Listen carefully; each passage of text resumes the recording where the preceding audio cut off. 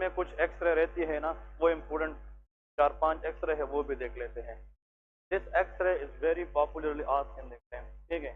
ये last time कल मैंने आप लोगों को बताया भी था, ये क्या है, दैट इज प्लूरल इफ्यूजन है। देखिए, अगर आप लोगों ने अच्छा नंबर लेने हैं तो आप लोगों ने जब लंग्स है ना, लंग्स दो होते हैं, whenever there is pair we should compare. यहाँ पे इस लंग में कोई इशू नहीं है, इस लंग का प्रॉब्लम है, तो ये एल का मतलब कौन सा साइड है, लेफ्ट। हम आप लोगों ने बताना है कि लेफ्ट साइडेड प्लूरल इफ्यूजन, ठीक है। इसका मतलब, और कल मैंने बताया था कि अगर इस फ्लूइड को हम ड्रेन करें, उसमें प्रोटीन कम हो, वो ट्रांसुडेटिव इफ्यूजन है, अगर उसमें प्रोटीन ज्यादा हो तो एक्सुडेटिव इफ्यूजन, ठीक है। ट्रांसुडेटिव की काज हाइपो एल्बुमिनीमिया, हार्ट फेलियर है।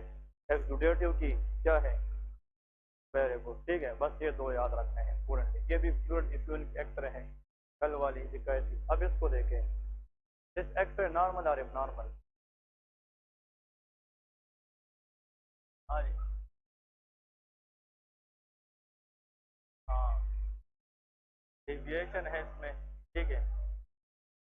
ये इस डायफ्राम को देखे, ये डायफ्राम ऊपर गई है, ठीक है, फ्लूइड है, ठीक है, दैट इज आल्सो, ये भी फ्लूइड है, ठीक है। तो फ्लूइड का मतलब ये किस साइड का था, लेफ्ट या राइट, ये राइट साइड का है। तो ये राइट साइड इफ्यूजन भी हो सकता है और राइट साइड पल्मोनरी एडिमा भी हो सकता है। एडिमा के अंदर एक्सेस क्या होते हैं, फ्लूइड होते हैं, ठीक है। नेक्स्ट, इसको देखें, ये राइट साइड प्लूरल इफ्यूजन है। इफ्यूजन के अंदर जितना भी एक्सरेज आएगी वो बिल्कुल वाइट नजर आएगी, और इसमें कार्डियोफ्रेनिक और कोस्टोफ्रेनिक एंगल क्या होगी, वो ब्लंट होगी, वो हमें नजर नहीं आएगी। इस एक्सरे को देखे आप, ठीक है।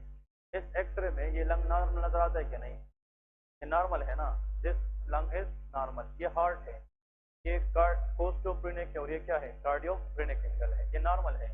इस साइड की लंग्स को देखे, यहाँ पे ये जो शेडो है ये नॉर्मल जैसा है कि नहीं, लेकिन यहाँ पे देखे ये बिल्कुल ब्लैक है कि नहीं, देखिए इसकी ब्लैक और इसकी ब्लैक में फर्क है कि नहीं।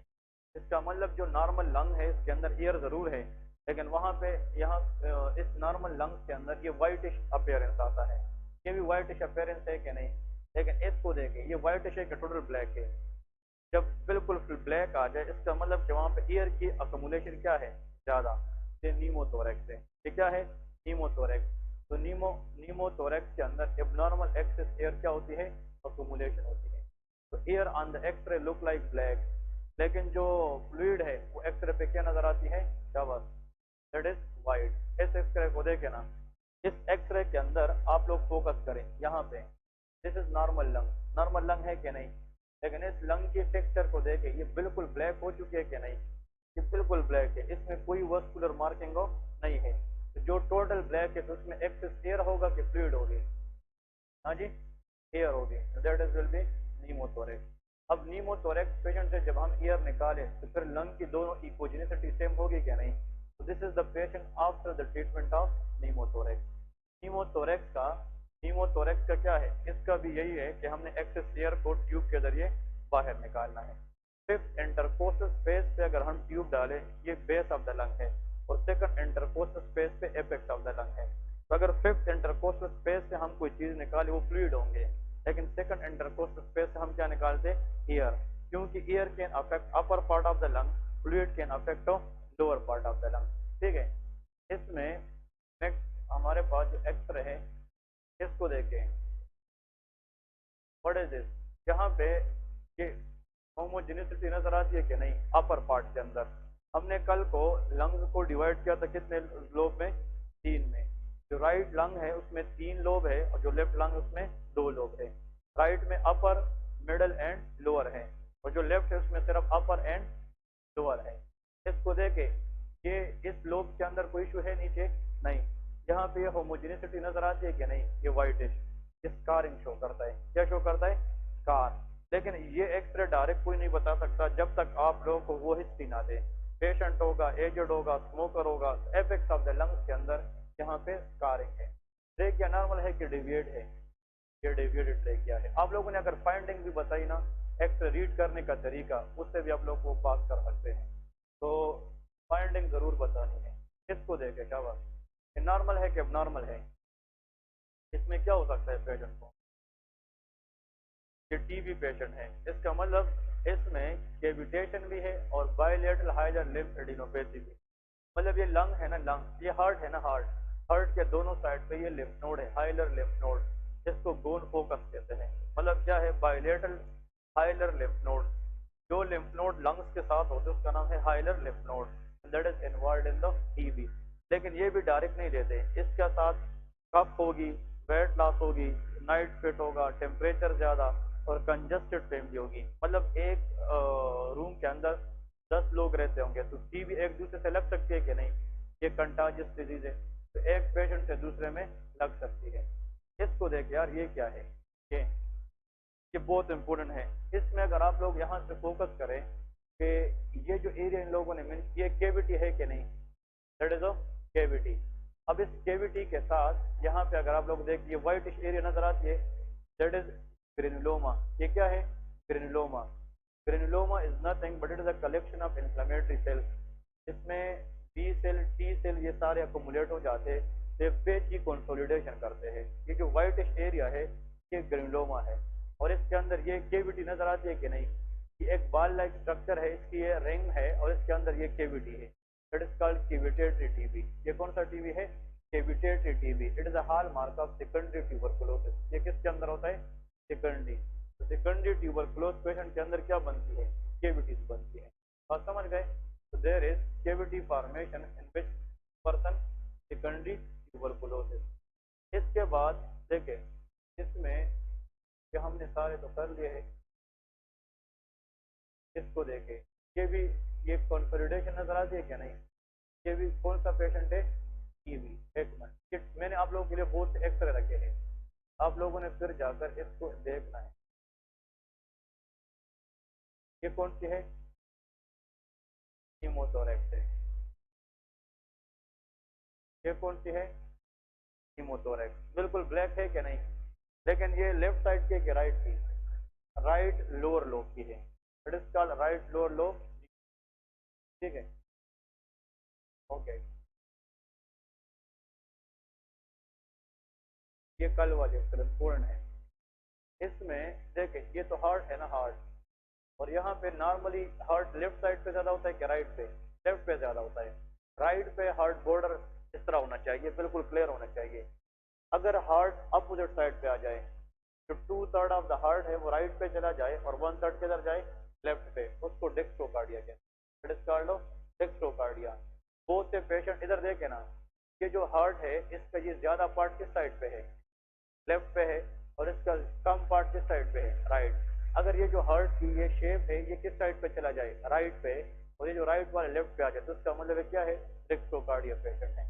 अब इधर देखिए, इसकी राइट साइड पे जो बॉर्डर है ये बिल्कुल इस तरह होना चाहिए, लेकिन यहाँ पे इसके साथ एक मास है कि नहीं, दिस मास। और अगर ये एजेड पर्सन है, स्मोकर है, दैट इज लंग कैंसर। ये क्या है, लंग कैंसर है। लंग कैंसर राइट साइड से ज्यादा होता है as compare to left side. Lung cancer के अंदर हमें मास नजर आता है। ठीक है, अब देखिए इसके साथ एक और मैं प्ले करता हूँ, ये यहाँ पे भी लंग कैंसर पूर्ण है। लंग कैंसर के अंदर मास जो है वो किस साइड पे होना चाहिए, राइट साइड पे।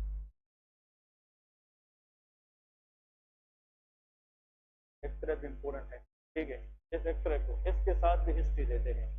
यहाँ पे ये मास है कि नहीं, हाँ जी, दिस इज अ मास, बिल्कुल ये ओपेजन मास। और यहाँ पे ये केविटी है कि नहीं, दिस केविटेटरी लेजन या मास, चाहे वो एपेक्स में हो, अपर लोब में हो, मिडल में हो या लोअर में हो। अगर बंदे में कफ की हिस्ट्री है, कफ की और कंजेशन फैमिली है, फिर ये टीबी है। लेकिन अगर एजेड बंदे की हिस्ट्री है, वो स्मोकर भी है, वेट लॉस भी है, तो फिर ये लंग कैंसर की हिस्ट्री है। इसका मतलब ये है हिमोप्टेसिस। तो देखिए, aged person after the age of 50, उसमें स्मोकिंग की हिस्ट्री होगी, haemoptysis mean blood in the cup, fresh blood in the cup होगा, और साथ में वेट लॉस की हिस्ट्री। ये चार चीज जब भी कंबाइन करें, that is hall mark of the lung cancer, फिर लंग कैंसर हो सकता है। तो हाँ जी, सीसीएफ, सीसीएफ के अंदर एक्सरे में, सीसीएफ में क्या होता है, कंजेस्टिव कार्डियक फेलियर। तो उसमें बेलूनिंग ऑफ द हार्ट होता है, इसमें हार्ट क्या हो जाता है, ये एनलार्ज होता है, इसको कार्डियोमेगेली कहते हैं। क्या कहते हैं, कार्डियोमेगेली। तो उसका ये वाला साइड, ये और ये वाला साइड ऑलमोस्ट एक जैसा हो जाता है। क्लियर है, उसी शेप होता है।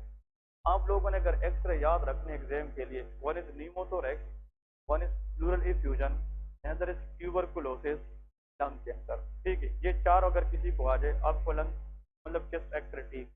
एग्जामिनर आपको ये भी बताएगा, ये आप लोग के साथ भी होगा, हमारे साथ भी हुआ है, वो कहेंगे डायग्नोज करें, आपको पता नहीं है क्या ये क्या चीज़ है, वो आपको बताएंगे कि how to read normal x ray.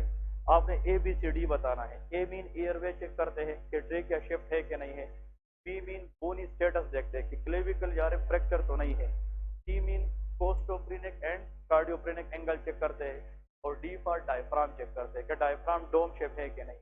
अगर आप किसी ने ये भी बताया ना, आप लोग का पासिंग मार्क जरूर होंगे। अगर 10/10 नहीं तो 8 नंबर जरूर देते हैं, लेकिन तरीका होना चाहिए हाउ टू अप्रोच, कि हमने इसको रीड कैसे करना है, एक्सरे को देखना कैसे है। ठीक है, this what all about the x-ray finding and their treatment.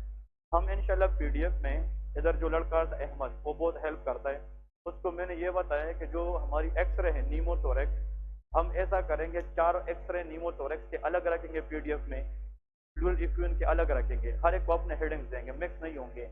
और फिर हर अगर नीमोथोरेक्स के 4 एक्सरे है, तो फिर PDF के एक पेज नोट्स में नीमोथोरेक्स की 2 काजेज, इसकी मैनेजमेंट ये हम बताएंगे। ठीक है, क्योंकि वहाँ पे तो आपसे वो पूछेंगे भी कि नीमोथोरेक्स पेशेंट आए हैं, आपने डायरेक्ट क्या करना है। इंशाल्लाह जितने भी ये सबको बता रहा हूँ, ये लास्ट क्लास है, लेकिन हिस्ट्री टेकिंग, फिजिक्स, मैंने एक हिस्ट्री की फॉर्मेट दिए है ना, उसामा ने कुछ प्रिंट भी दिए थे, याद है, उस तरह लिखेंगे। हिस्ट्री टेकिंग एक फॉर्मेट सारा देंगे।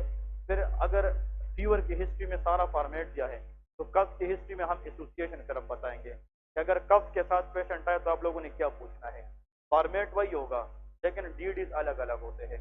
हिस्ट्री, एग्जामिनेशन, ठीक है, एग्जामिनेशन ऑफ द चेस्ट की अलग, एग्जामिनेशन ऑफ द लंग्स की अलग, examination of the cardiovascular system अलग। फिर नर्व, हमने रिफ्लेक्सेस वगैरह जो देखने हैं, ये सारी जितनी भी स्टेप 3 की नोट्स है, अभी जितने सबको बता रहा हूँ, ऑनलाइन वालों को और आपको, जितने हमने बेचे हैं ग्रुप में, वो आप लोग ना करें। हम आज से, ये आज और कल के दिन में जितने पढ़े हैं ना, उनको सीक्वेंस के साथ बेचते हैं, ताकि आप लोगों के पास वो सेट आ जाए। और वो सेट आप अगर हिस्ट्री एक दूसरे के साथ प्रैक्टिस करते हैं, कोई चीज़ समझ आए तो हिस्ट्री से देखें, एग्जामिनेशन में कोई चीज़ समझना है तो एग्जामिनेशन से देखें। जिस तरह एक्स फ्रैक्चर है, अपर लिम्ब फ्रैक्चर अलग रखेंगे, लोअर लिम्ब फ्रैक्चर अलग रखेंगे।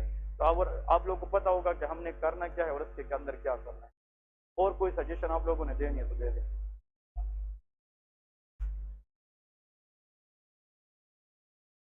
CBC तो नहीं आता, लेकिन इतना याद रखें, कंप्लीट ब्लड काउंट, इसके अंदर हम 3 चीज देखते हैं। HB देखते हैं, इसमें हम देखते हैं WBC एंड प्लेटलेट। ठीक है, अगर किसी का HB लेवल कम है, दैट इज इनीमिया, वो क्या है, इनीमिया है। HB ज्यादा है, उसको पोलीसाइथीमिया कहते हैं। RBC ज्यादा को पोलीसाइथीमिया और कम को इनीमिया। हमारे बॉडी में जब इन्फेक्शन होता है, उसके खिलाफ जो प्राइमरी सेल काम करते हैं, वो WBC और स्पेशली न्यूट्रोफिल। क्या, न्यूट्रोफिल। तो अगर न्यूट्रोफिल ज्यादा है नॉर्मल से, और वहां पे अगर वो टेस्ट देंगे भी, तो लिखा होगा कि न्यूट्रोफिल की नॉर्मल रेंज इतनी है और पेशेंट की इतनी है। तो अगर नॉर्मल रेंज से पेशेंट की न्यूट्रोफिल ज्यादा है, इसका मतलब रीसेंट पेशेंट को बैक्टीरियल इन्फेक्शन हुआ है। अगर लिम्फोसाइट ज्यादा है, तो रीसेंट वायरल इन्फेक्शन हुआ है। अगर यूसिनोफिल ज्यादा है तो एलर्जी है। क्या है, एलर्जी है, ये पैरासिटिक इन्फेक्शन है। इसके बाद हम देखते हैं what is the status of platelets. अब प्लेटलेट्स की नॉर्मल लेवल 1.5 लाख से 4 लाख होती है। अगर प्लेटलेट लाख आ जाए, 80,000 आ जाए, कम हो जाए, प्लेटलेट्स का प्राइमरी काम ब्लड को क्लॉट करना है। अगर प्लेटलेट कम हो जाए तो उस बंदे से स्पॉन्टेनियस ब्लीड होगी। तो spontaneous bleeding will be there, platelet level is very low. लेकिन अगर प्लेटलेट 4 लाख से भी ज्यादा हो जाए, बहुत ज्यादा, तो फिर ब्लड को एबनॉर्मली मुंजमद करेगा कोआगुलेशन, तो उसमें क्लॉट वगैरह बनेगी कि नहीं, क्लॉट बनेगी, थ्रोम्बोसिस बनेगी। तो अगर किसी का प्लेटलेट बहुत ज्यादा है, तो उसके अंदर क्लॉट्स बन सकती है। वो क्लॉट हार्ट को भी ब्लॉक कर सकती है, ब्रेन को कर सकती है, MI स्ट्रोक वगैरह करा सकती है। तो हमने उस पेशेंट को ऐसा ड्रग देना है कि प्लेटलेट को क्लॉट होने से बचाए। तो हम एस्पिरिन देंगे। Aspirin has anti platelet action. Clear, these are the points for the, लेकिन I will write something on CBC में। क्लियर, CBC में दूंगा, उसकी इंटरप्रिटेशन दे दूंगा, आप लोग उसको फिर देखते हैं। हमने ABGs पढ़े थे ना, आर्टियल ब्लड केसेस, हमने थायराइड फंक्शन टेस्ट पढ़ा था, TFT। अब उसके LFT लीवर फंक्शन टेस्ट, उसके साथ CBC चेक करूंगा, तो नोट्स में आ जाएगा। क्लियर है। और कोई चीज़? ओके, जितने भी लोग हैं ठीक है, अभी एक हफ्ते के बाद शायद टेस्ट का डेट आ जाए। डेट जो ही आएगा तो I will confirm in the group कि डेट से 3 दिन या 2 दिन पहले एक दिन रखूंगा पूरा। उस दिन कोई और क्लास नहीं लूंगा, आप लोग सिर्फ आएंगे। और उस दिन के अंदर सुबह से लेके शाम तक हम सारे जितने भी स्टेशन कर चुके हैं हर एक से उसकी प्रैक्टिस करवाएंगे। तो इंशाल्लाह एक दिन मुकर्रर करेंगे, न कि ये पूरा कोर्स और न वो एक दिन की मेहनत ये रंग लाती है। जो चीज़ पढ़ा है आप लोग घर जाए, हॉस्टल जाए, उसको बार बार रिवाइज करें कि उस दिन आकर आप लोग ऐसा परफॉर्म करें जिस तरह आप लोगों ने टेस्ट में करना होगा। तो ऐसा क्या कि आप लोग का एक मिनी एग्जाम होगा सुबह से लेकर शाम तक, 4-5 एग्जामिनर लेके आऊंगा, वो मुख्तलिफ चीज़ आप लोगों से पूछेंगे, एक डरमा का, एक ईएनटी का, इस तरह, ठीक है। और फिर उसके बाद इंशाल्लाह 2 दिन बाद या 3 दिन बाद जब एग्जाम हो तो इंशाल्लाह क्लियर हो जाएंगे। जितना पढ़ा है मोर देन इनफ है, उसको फोकस करें। लोग तो हजार चीजें कहेंगे, लेकिन जो चीज हमने की एक्सपीरियंस के मुताबिक जो बंदा परफॉर्म करके जाएंगे इंशाल्लाह जरूर पास होगा, ठीक है। कांटेक्ट में रहना है, जो चीज समझना है ग्रुप में पूछना है, मुझे पूछना है, ठीक है। और आप लोग को एक दिन बुला के सबका एक दिन टेस्ट ले, ठीक है। चलो ओके, सबको पास कराएगा इंशाल्लाह।